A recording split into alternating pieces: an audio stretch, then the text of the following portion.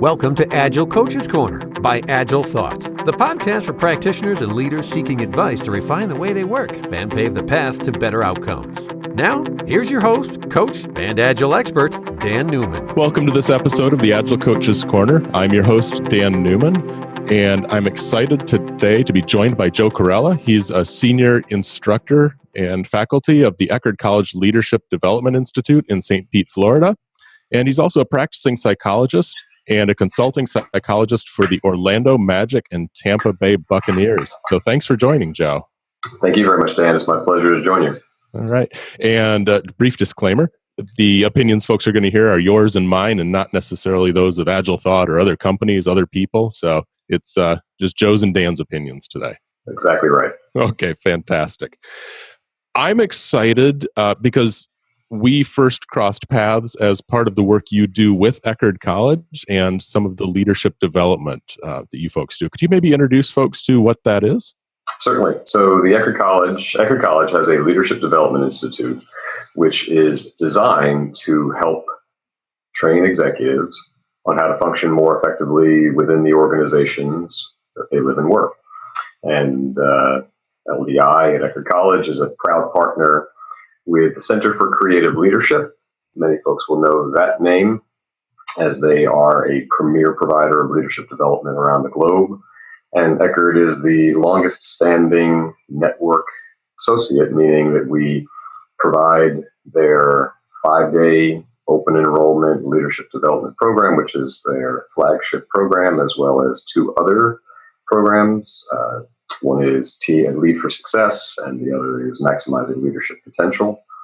And so CCL has been identified by Financial Times for the last 17 years as a top 10 provider of leadership development worldwide.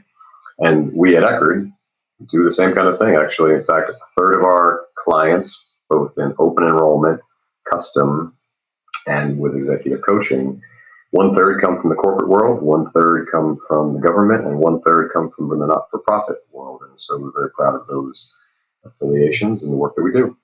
Well, it's a nice balance, too. So you got a whole breadth of perspective into there.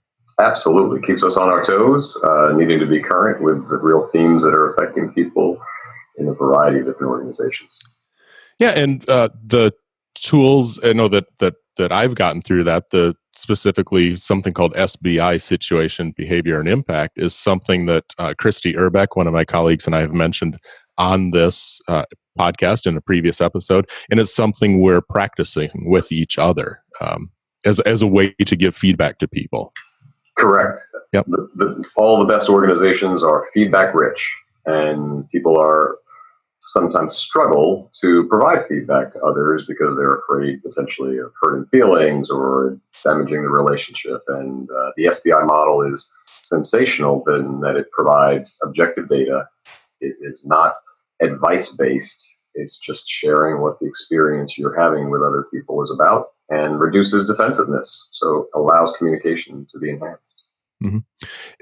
And I see how that fits really well into the world of agile coaching or professional or executive coaching, where, we're saying, hey, here's the situation that happened, here's the behavior I observed, and here's the impact that it had on me. And I guess you're the pro at this, and I want to make sure that I got that correct. You nailed it. You nailed it, Dan. It was helps us feel good that maybe we're getting our message across. Yeah, it is, and it makes me wonder. One of the facets of agile coaching and coaching in general that I am curious about, and I expect others are too, is that approach makes total sense in a professional space, non-sports professional space. Correct. I'm a Michigan State guy, and I can't see Tom Izzo going, gee, we were in the game, and you kind of lollygagged down the field, and that really made me wonder, or that really made me sad that you weren't hustling. Like, he's not going to do that. He made the headlines for ripping one of the freshmen here in the playoffs recently, and so I'm curious about the coaching in the professional space versus the coaching of executives, because I just don't see SBI in the sports space, and curious. Not on the court or on the field. You are absolutely correct about that. And really, it's in some ways, executive coaching I've struggled with as almost a misnomer, because we associate coaching with giving instruction, providing corrective actions, telling folks what they should do differently, and really demanding basketball, football, tennis, volleyball, whatever the sport. Those coaches are expected to tell the athletes what to do, and the athletes are expected to execute based upon what they've been told to do. Now, there's certainly truth to that in the corporate world as well. But in the corporate world, we tend to try and have folks feel empowered, understand what they are doing, and have a say in the way in which they're operating. So yeah, SBIs are not offered on the court very often. But behind the scenes, being able to be behaviorally focused makes such a difference. And it's probably one of the things that we as human beings struggle with most, because I love the phrase, we are meaning-seeking creatures. And so rather than just describing what we see oftentimes, we make judgments and we assign meaning to why it's occurring. And that's useful, but it's not always the most effective thing to be focused upon. That's interesting. It makes me think of the book Crucial Conversations, where Correct. They talk about the story we tell ourselves when we see an event. We immediately interpret that. We ascribe, I think it's kind of the meaning to it, the why somebody did that. They're a jerk. They don't like me, etc. And then our emotions are impacted based on that interpretation of the event. Correct. And more often than not, people tell stories that are so negative that they end up interfering with the relationship, hurting people somehow, and minimizing the effectiveness of the performance. One of the examples I can get from the coaching world is the Bucs head coach, Bruce Arians, and I've seen this with the Magic head coach, Steve Clifford, where they will comment on your play right now, the way you're executing on the court or on the field. I don't like that. I love you as a person, but I don't like your football, or I don't like your basketball at these moments, and this is what we have to correct. And I think they both brilliantly help to address the person and create a caring and supportive relationship while still holding them accountable for the actions that they're engaged in, with their behavior on the field.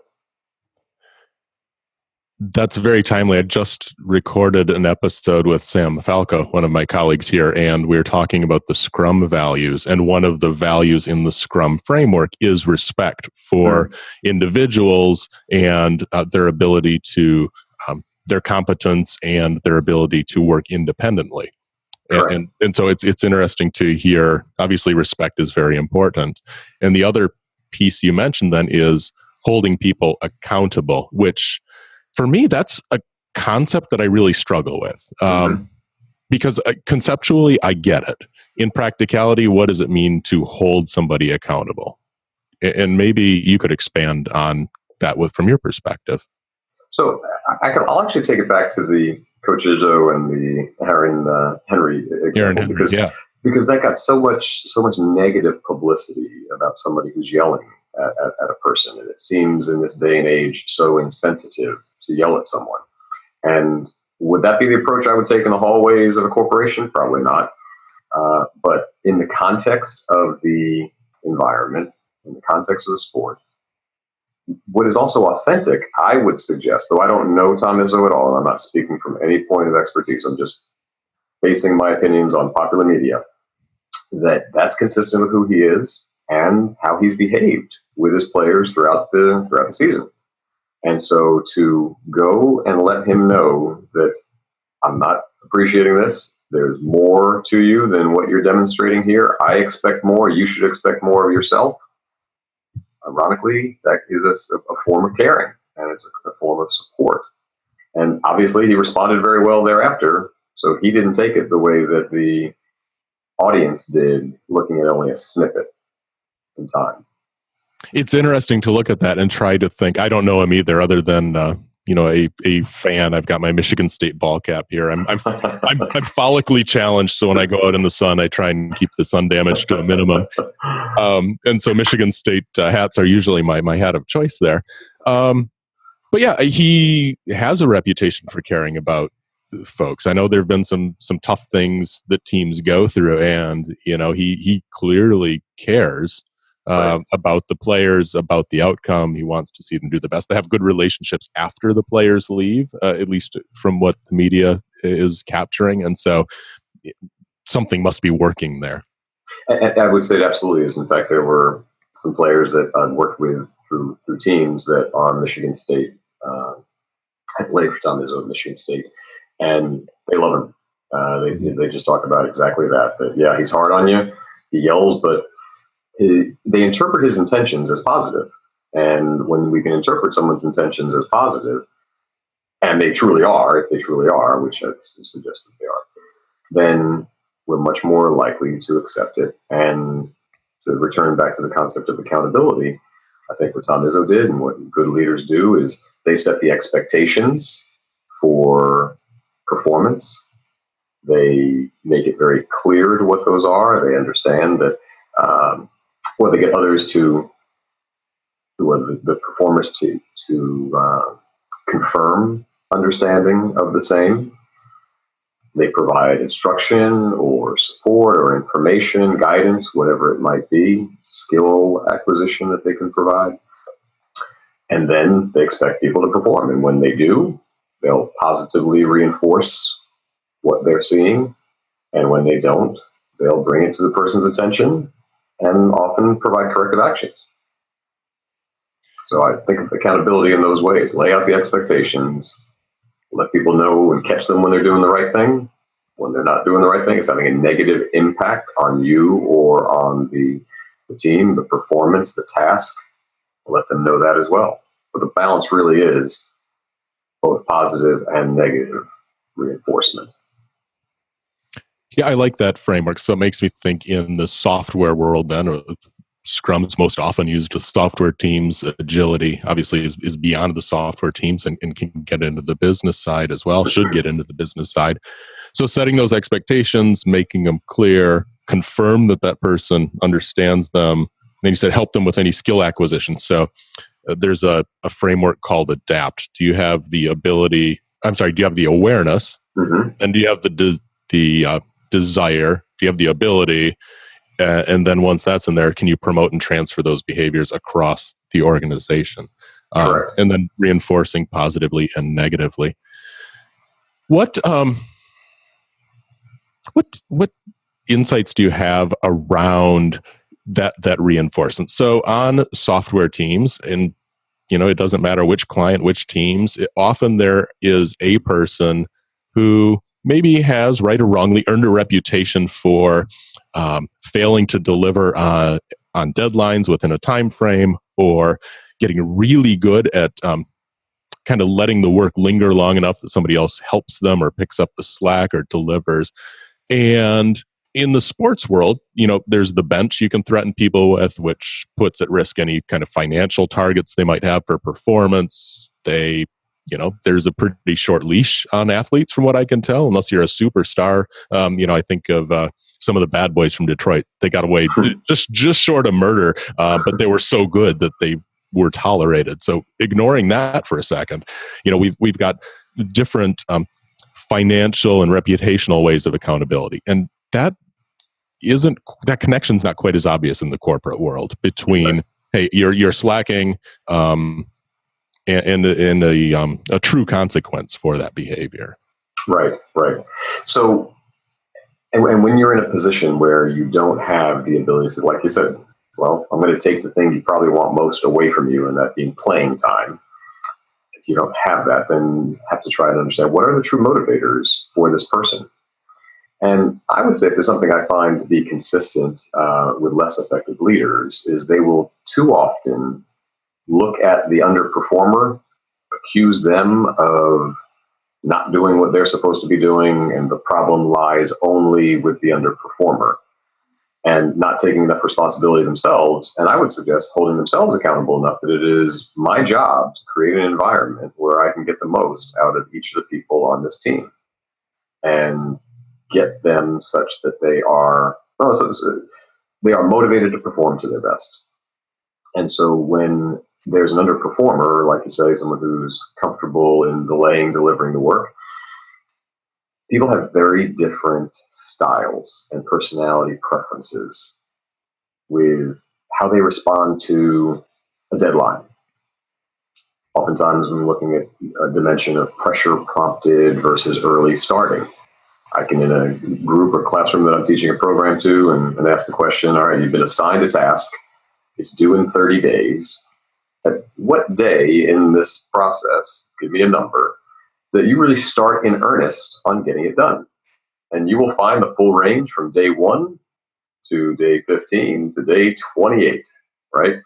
And if the deadline truly is in 30 days, then even though some members of your team might start on day 1 and get it done, and you'd say, hey, these are great performers, they're phenomenal, the person that's doing it on day 28 because they have the energy, and that's where they get the intensity to be able to put their best work forward and delivers it on day 30, are they really an underperformer? Or are they just not matching your style where you prefer that they would start on day 1 and get it to you 21 days early? Have a topic you want us to tackle? Send an email to podcast@agilethought.com or tweet it with the hashtag AgileThoughtPodcast. That's interesting. I was afraid the answer was going to be the guys who start on day 28 are bad, because that tends to be my style. I just have a hard time getting started when I know I have a month. Conference submission systems, better with the preparation for the actual delivery. But yeah, that kind of like, the deadline is there. I'm going to hunker down and focus, etc. Right. Now I need to figure out how to take some of the marathon running training that I'm doing, which I'm pretty good at. Like last night, I'm like, oh crap, I gotta go run 3 miles because I have a race coming up in 3 weeks, and so today I'm going to go do hills because it's going to have 4,000 some feet of elevation change in it. So it's interesting to see contextually where that behavior is different. I'm pretty consistent with the running thing, whereas the deadline-driven approach is often something that comes through in more of the professional activities. Right. Well, I would suggest, though, the starting 3 weeks early, that might even be a little late. Oh, I'm sorry. Yeah. No, yes, agreed. It's a 50K, and I've been running consistently since January of last year. So yes, if I was starting from zero for this race, I toast. Like there's, I'm going to get a big fat do not finish. Yeah. No. Correct. So I think that's one of the things that we need to do when considering underperformers. Look at myself as a leader. How am I interacting with this person?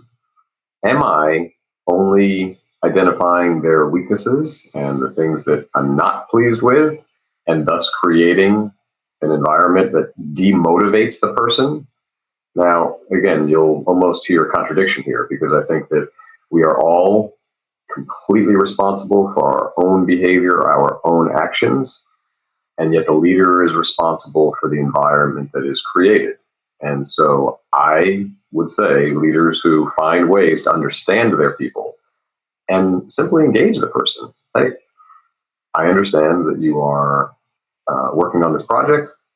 Members of your team are at point X in the progress. You are at C. Help me understand what's going on from their perspective. And then, if there truly is a performance gap, identify it. Again, that comes back to the SBI almost. Identify the behaviors that are problematic and the impact of their behaviors on the task at hand and why it's important. Allow that person to tell their story, what it is that's there. And then the phrase that we like to use, and this comes from a book, Painless Performance Conversations. I'm sorry, what was that one again? It's called Painless Performance Conversations. Painless Performance Conversations. Okay, thanks. And it has a 7-step model of being able to, as I basically said, state the problem, ask the person why it is that they're struggling with it, what their perspective is. Once it's been identified that it's important, simply ask them, can we agree that handing in work on time is important to the success of our team, so it doesn't hold up other areas, other functions, other pieces of the project, that's essential for our success? And most rational people are going to say, yeah, I can agree to that. And then put it on them. Well, what are you going to do about it? How are you going to affect this change? what I don't think happens, the part that doesn't happen very often, it doesn't go like that. What happens is the less effective leaders will say, you're not doing this. You've got to do it this way. Get it done the way I want to right now. Yeah, I'm very familiar with that approach. And I've seen elements of what you're describing from painless performance conversations, and having that framework and having that tool in one's toolkit as a coach, as a leader, as a manager, seems super valuable. So I'm going to have to go through that book as well. It reminds me, there was a book called People by Tom DeMarco, and one of the quotes that stuck there is, it's not the manager's job to get people to work, it's to make it possible for them to work. Right. And that's pointing to the environment that the team members are in, and how does one improve it so that people can deliver. Correct. And if the leaders aren't responsible for that, I don't know who is. Right. Yeah, and in agility, the Scrum framework doesn't have any mention of managers in it. And one of the misnomers in the industry is that, we're going agile, we must not need managers. And we talk about self-organizing teams and trying to draw the difference between a self-organizing team and a self-managing team. Okay. So, a product owner is responsible in Scrum for bringing, here are the valuable items that I want delivered, and they're prioritized, and they take them to the team, and then the team self-organizes around which of those items can we deliver in this sprint. So a 2-week time box very frequently is a sprint. Mm-hmm. And so the team's pulling those in and negotiating with the product owner on what they can deliver. And then it becomes the team's job to organize around how they deliver that. So the product owner's not telling them, hey, here's all the tasks you're going to do and who's going to do them. The Scrum Master, which is another role, is not responsible for delegating those tasks to different people, but it's up to the team to self-organize. And so that's what we mean by self-organization. Then there's the management part, which managers can affect the environment that the teams are in, the tools, the people, or sometimes they're called resources, but the people that are available, the institutional knowledge, the budgets, whatever it is, they're responsible for managing that environment. And often they're used to being task delegators. Sure. Yeah. So, and I think the Agile approach is fabulous because really at its best in sports, we call it a team-driven team, right? Where a player-driven team where players hold other players accountable. They don't leave it for the coaches to do that. Again, coaches create an environment that allows for that.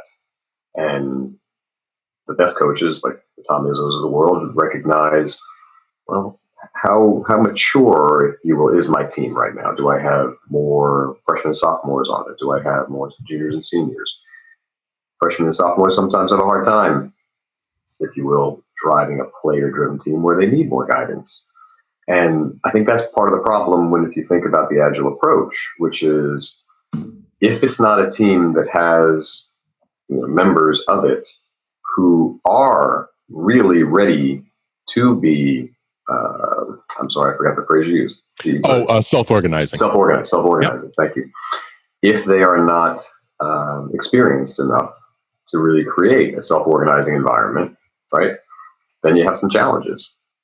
Because I always think about it, regardless of whether or not a leader has been specifically named, there still is the person with power that's in there who leads with the most personal power. And if it's an effective, positive person that has the personal power, then great.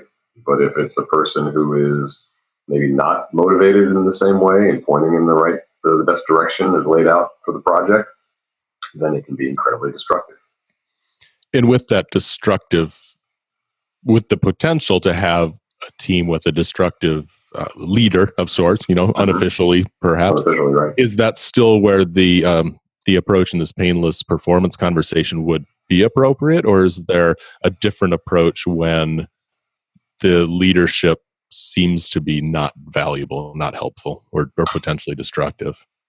There are really very few places where I don't think that the painless performance approach isn't appropriate. And so it's just a matter of who's coming in to hold that person accountable and to have that conversation. And it might be somebody that's at a higher level of the organization. It might be someone on the customer side. whoever's experiencing the pain of the lack of success of the project is probably the person that needs to go and have that conversation. Okay, that's a good pointer, nice and practical for folks. I think I'd love to continue this conversation for a very long time, but given that we typically shoot for about half an hour episodes, okay. I was interested if we could touch on the concept of psychological safety. And so Agile doesn't necessarily talk about psychological safety, but there's a concept called modern Agile. A gentleman named Josh Karyevsky is behind it. And one of the four tenets of that is make safety a prerequisite. So yeah, it's the safety to change the software code and a bunch of other facets. But then we get to talking about kind of psychological safety to take risks, to hold people accountable, to try new things. I'm curious if how that maybe factors in either in the sports coaching or leadership coaching, and in making it safe to have the painless performance types of conversations. So SBI is one of those. Correct. Okay, because we're talking about the impact that had on me, as opposed to you're a bad person for exhibiting that behavior. Correct. Okay. Correct. Taking the judgment out of it. Absolutely. I guess I would also say that the psychological safety, again, you need to understand the personality style differences, right? Because there are some people who don't need a whole lot of, if you will, encouragement or concern from others to take risks and to speak out. So there are some styles where I feel like I'm doing my best if I challenge you. And those are the people that are oftentimes accused of inhibiting or damaging the psychological safety on a team. They really do feel like they're doing their best if they're challenging the rules and the status quo, and they're questioning why you are doing what you're doing. Whereas folks can be at the other end of the personality style continuum, where it's, well, I'm not going to say anything here until I have permission. I don't want to put forth a bad idea because it might disrupt the harmony of the team. And so when we can see, and leaders can see, that continuum exists, they can adjust their style to define the kind of psychological safety net necessary on this team. It might require me to say, all right, I've got two people at opposite ends of this continuum working on the same project together. Then I'm probably going to have to be more hands-on and clarify, I do want the behavior of throwing ideas out. And we'll have to have an angel's advocate on the team. An angel's advocate is someone who is going to support an idea put forth, as compared to the devil's advocate, who does what? They're always shooting at it. Always shooting it down, right?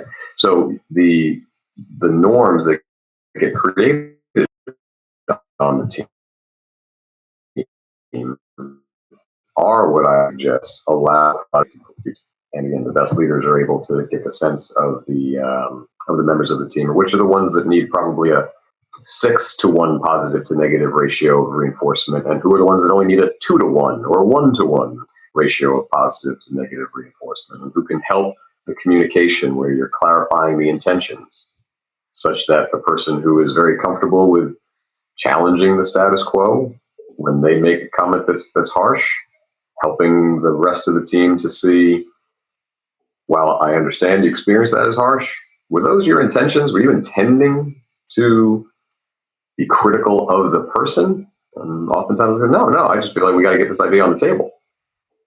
So the psychological safety, I do think, is very important, and it really is the emotionally intelligent leader who can sift through and not apply a one style fix to every situation. Yeah, and that's the hard work, I think, of being a leader, of being a manager. A lot of times folks are seeking the best practice is the phrase. I'm sure that's used, in your world as well.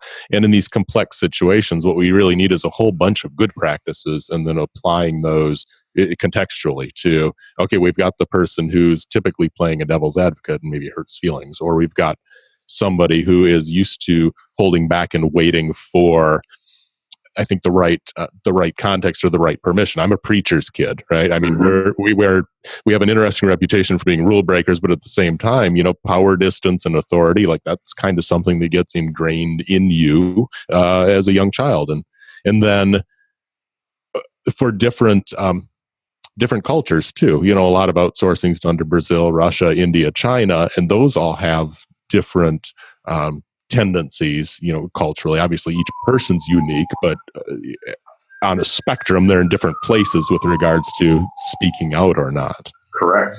Yeah. And what feels safe for them and what does not, right? Mm-hmm. Especially with regard to how authority is seen. Yeah, far more than just giving people the rules of the game and saying, now go execute these plays. Correct. Fascinating. It really is. And it's funny, your family background. My father actually was in computers and early on in the networking days. And I used to say that my father got computers to talk to each other, and I get people to talk to each other and to understand each other, right? Yeah. And in some ways, I would say he had an easier job. Agreed. Well, because there's a thing to fix when computers don't talk to each other properly. Right. And boy, you start peeling that onion with humans, and you look under that rug sometimes, like, oh boy. Right. Yeah. So I was not a psychology major, but it's a very much an interest of mine from a young age. My sister was a psychology major, and so we've apparently developed some interest in the way humans interact with each other. Absolutely. That's awesome. Well, Joe, I've really appreciated our time so far today. And one of the things we often ask participants in this podcast is what they're reading or what's maybe inspiring them or they're learning about. And I was curious if you'd share kind of what's been catching your attention lately. Yeah, a couple that have been in the top of mind, and I'll read and revisit different chapters, passages from it. Simon Sinek's Leaders Eat Last. I really enjoy that one. The Team of Teams by General McChrystal is something that I found really fascinating. And then more recently, this book called The Rise of Superman. It's actually kind of from the sports psychology world of seeing what it takes to get into the flow state or that ideal performance state, the zone. And in fact, some of the study that's being done with regard to what's happening biologically, right? The neuroscience behind it. And we're finding that it's actually the extreme sport athletes that are literally in the zone more often than not. So some people will think of them as adrenaline junkies. And in fact, the adrenaline is the part they like least. The adrenaline is the precursor to actually being in the zone. Oh. And it's a heightened sense of awareness, time slowing down, those kind of factors that people have spoken about for many years. And that to get there, you literally have to change your biochemistry. And the fact that these athletes, literally, it becomes life or death. That impetus or that force, that stimulus is what gets them in the zone more quickly than you and I. Wow. Yeah, I watched a show. I haven't been reading a ton lately, but I watched, I think it was a Netflix or an Amazon Prime, but it was the guy who free climbed El Capitan, I think it was. Right. So no ropes, and I don't even know where he was finding a spot to hold on to this sheer rock face. But yeah, he free climbed it, and he doesn't have a death wish. He's not suicidal. No. But he went up thousands of feet of flat rock, essentially, with no support. It's crazy. So yeah, I think that Rise of Superman is one I'll have to read. I've done Team of Teams, and Leaders Eat Last is a classic. Right. Yeah, I'm reading one on Audible, so I'm still going to count it as reading, called The Three Christs. It's The Three Christs of Ypsilanti. It's something I think people would never get away with now. Basically, it was the Ypsilanti, Michigan mental hospital. It had 3 patients, I think in the 50s or 60s, who were all convinced they were Jesus Christ. And the psychologist decided it would be a really good idea to get them in the same room and have them convince each other that none of them possibly could be, because all 3 of them were claiming. And it's wild. I just, it's kind of fascinating to hear the background of these folks who ended up in a pretty rough spot, and some of the notions in psychology that you could not get away with today, I'm sure. Right. For good reason. So it's an interesting, that's my somewhat valuable listening. I don't know that there's anything nearly as practical as what we were talking about with kind of the framework for accountability and the painless performance conversations, but interesting nonetheless. Excellent. Well, thanks for joining, Joe. Really appreciate you taking time out of your day to share with folks. It's been my pleasure, Dan. Thanks for the opportunity, and hope we'll connect again. Oh, absolutely. Thank you. Thank you. This has been the Agile Coaches Corner podcast, brought to you by Agile Thought. Get the show notes and other helpful tips from this episode and other episodes at agilethought.com/podcast.